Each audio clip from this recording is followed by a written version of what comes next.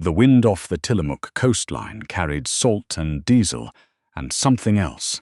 6 search and rescue dogs frozen at perfect attention until every one of them broke formation at once and dragged their handlers toward a soaked, sunburned woman nobody at the Coast Guard ceremony had ever seen before. The flags snapped hard against their poles that morning, the kind of wind that comes off the Pacific in late October and doesn't care what's scheduled. Station Tillamook Bay had closed its parking lot to the public, cones up since 6 a.m., because today wasn't a regular drill day.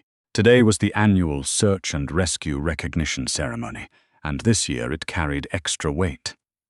6 K9s were being formally commended for the Bayshore Cliff Rescue, the one that made regional news back in August, when a fishing boat capsized and 3 crew members were pulled off rock ledges in driving rain. Lieutenant Commander Theodore Pruitt Lane stood at the podium rehearsing nothing, because he never needed to. 22 years in the Coast Guard had given him a voice that could cut through wind without a microphone, and he used it that way on purpose. Behind him, in a loose crescent on the asphalt, sat the 6 dogs. Belgian Malinois and German Shepherds, vests still damp from the morning fog, leashes held slack by handlers who trusted them not to need tension.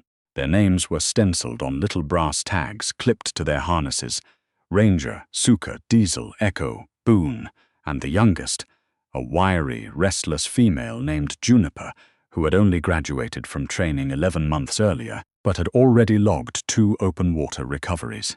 The civilian section, roped off in red velvet stanchions that looked almost comically formal against the cracked harbor pavement, held about 60 people, families of the handlers, a few city council members, a reporter from the Headlight Herald with a notepad instead of a phone, old school, and near the back, half hidden behind a stack of folding chairs nobody had bothered to set out, stood a woman who did not belong there in any way the crowd could immediately place. She was somewhere in her late 20s, though the way she carried herself, shoulders rounded forward, eyes scanning instead of resting, made her seem both younger and much older at once.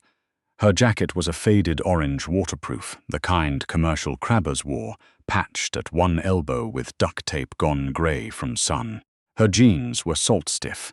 She had a fresh scab along her jaw, the kind that comes from rope burn or rock, not from anything indoors. She smelled, to anyone close enough to notice, like brine and bilge oil and the inside of an old boat cabin that had never quite dried out. A woman in a cream blazer, there to support her husband. One of the dive rescue technicians being honored, pulled her daughter a half-step closer when the stranger drifted nearer to the rope line, murmuring something about staying with Mommy that wasn't really about the little girl at all. Nobody asked the woman her name. Nobody offered her a program. A junior petty officer near the entrance, doing crowd control, glanced at her twice and decided she was probably someone's ride, waiting outside the fence rather than asking to come in. That was the kindest assumption available, and even it didn't extend very far. The ceremony opened the way these things always did. The pledge, an invocation from the base chaplain, Pruitt Lane's opening remarks about duty, and the sea's indifference to either. The dogs sat through all of it without so much as a twitch, the way they'd been trained to since puppyhood. Total stillness as a kind of discipline that civilians always found a little eerie up close. A bomb could have gone off 200 yards away, and none of the 6 would have broken position without a command. Then Pruitt Lane began reading the Bayshore commendation aloud, naming each dog and handler pair, the specifics of the rescue, the 11-foot swells, the visibility under 30 feet, the way Juniper had gone over loose shale on a 40-degree slope to reach the second crewman when the rope team couldn't get an angle. And that was when Juniper's head came up. It wasn't dramatic at first, just a small lift of the muzzle, nostrils working, the kind of thing her handler, Petty Officer Second Class Marisol Diaz, almost missed because she was watching the podium like everyone else.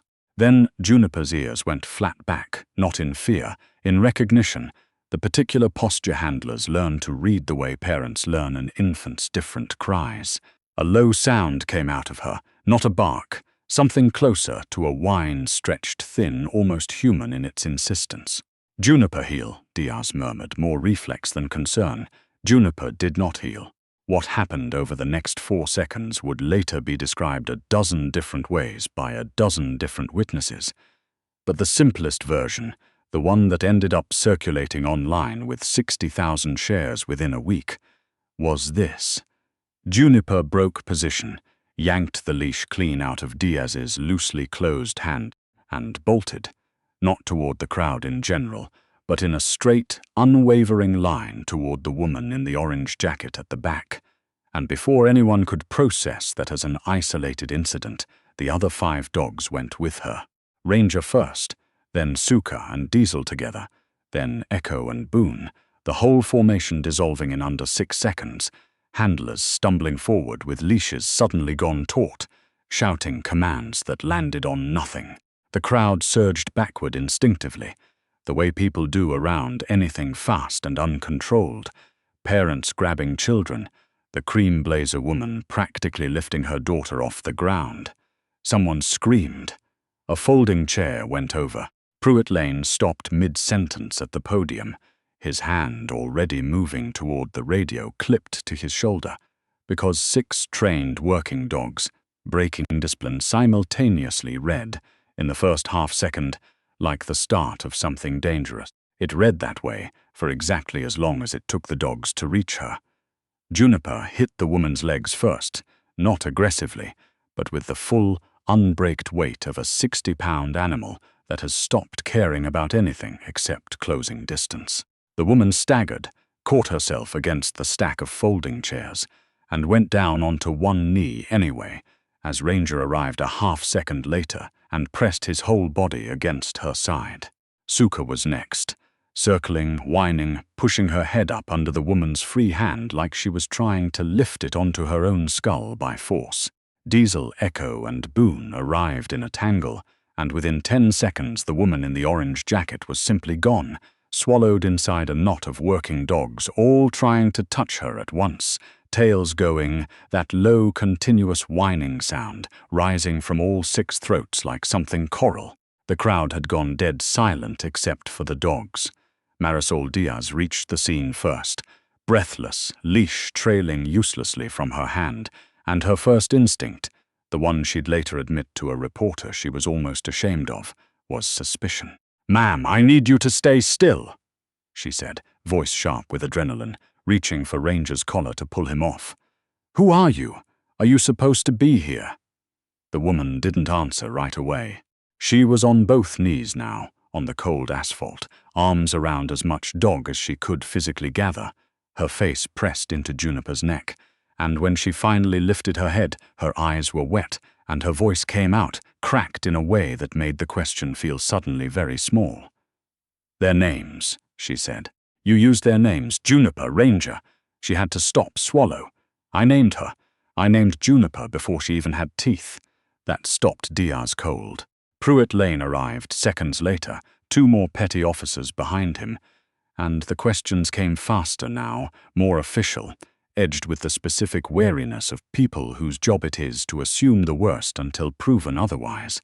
"Ma'am, I'm going to need to see some ID. These are active service animals. You can't approach." "I'm not approaching anything," the woman said, and there was an edge under the tears now.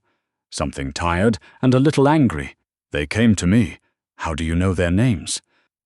Pruitt Lane pressed, crouching slightly, his hand still resting near his radio.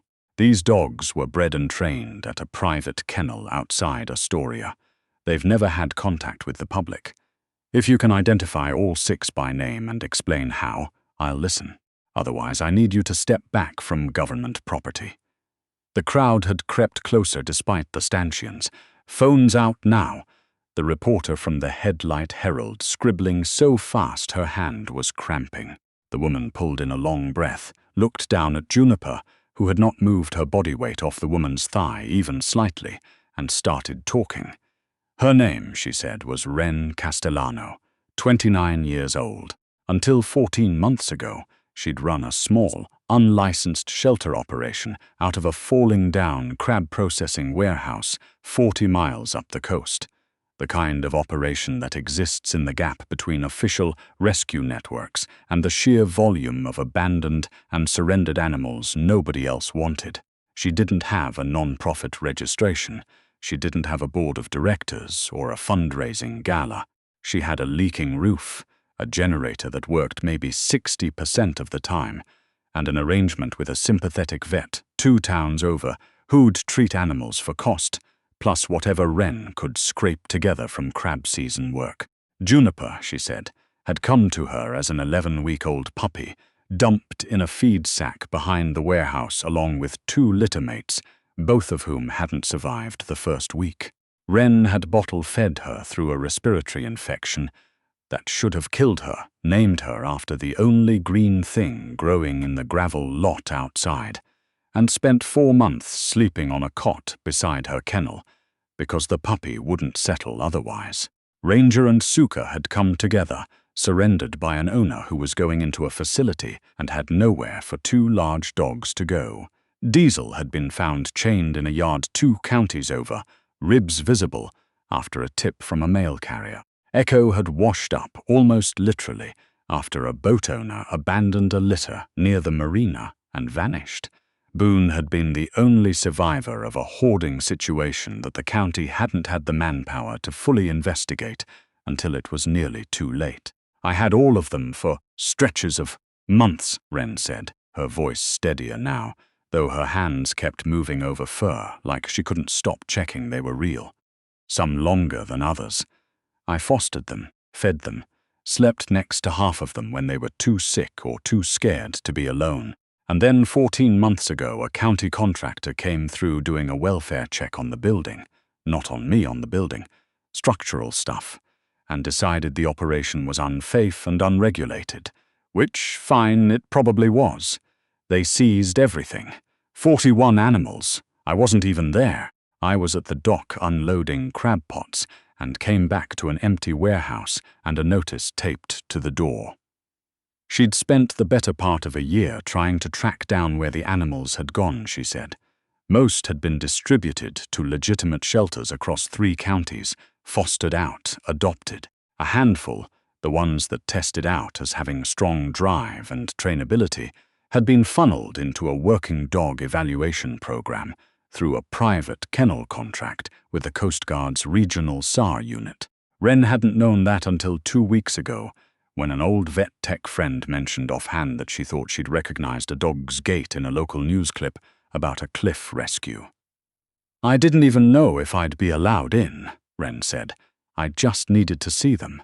I wasn't going to say anything. I was going to stand at the back and leave. Pruitt Lane had gone very quiet during all of this, his crouch settling into something less authoritative, more uncertain. Behind him, Diaz had let go of Ranger's collar entirely. The dog hadn't moved an inch regardless. "You're saying you can prove this?"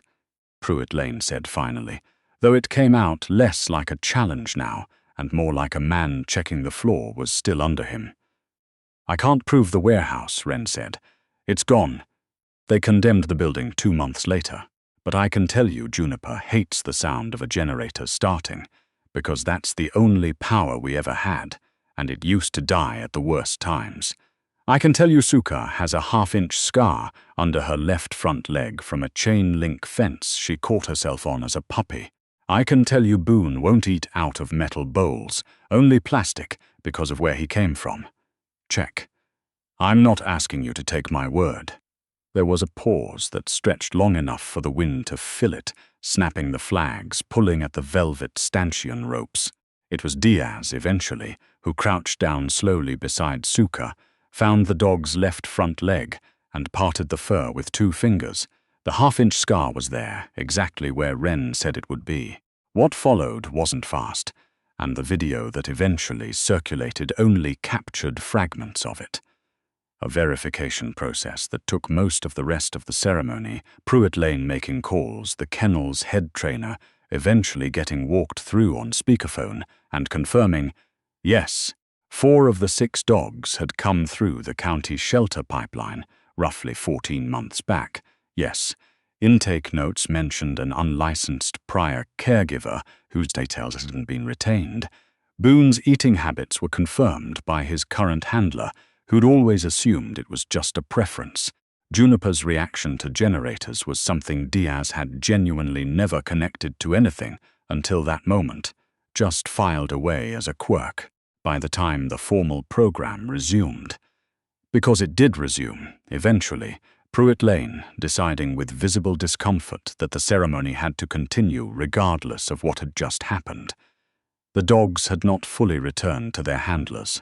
They sat closer to Wren than protocol technically allowed, Juniper actually leaning her full weight against Wren's leg through the remaining 20 minutes of remarks, and nobody, not Pruitt Lane, not the handlers, not the base chaplain, made a move to separate them. The reporter from the Headlight Herald got her interview, brief and shaky-handed, immediately after the ceremony's close.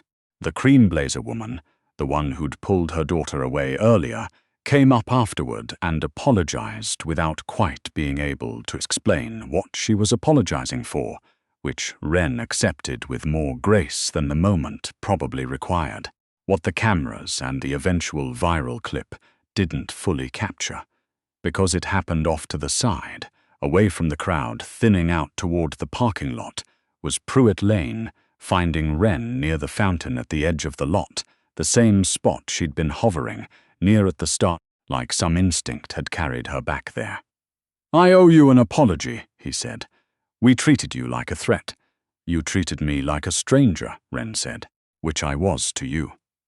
He nodded, looked out at where Diaz was now sitting cross-legged on the asphalt with 3 dogs draped over her lap, Juniper still glued to Wren's side 20 feet away, unwilling to extend the distance any further. "The kennel does occasional outside consults," Pruitt Lane said slowly, like he was working it out as he said it. "Foster-to-train evaluations. People with real hands-on experience with hard-case animals. It's not glamorous. It's mostly paperwork and early mornings." Wren looked at him for a long moment, like she was waiting for the part where it turned out to be charity or pity or a door that would quietly close once the cameras left. "I don't need anyone to feel sorry for me," she said. "I'm not offering you sorry," Pruitt Lane said.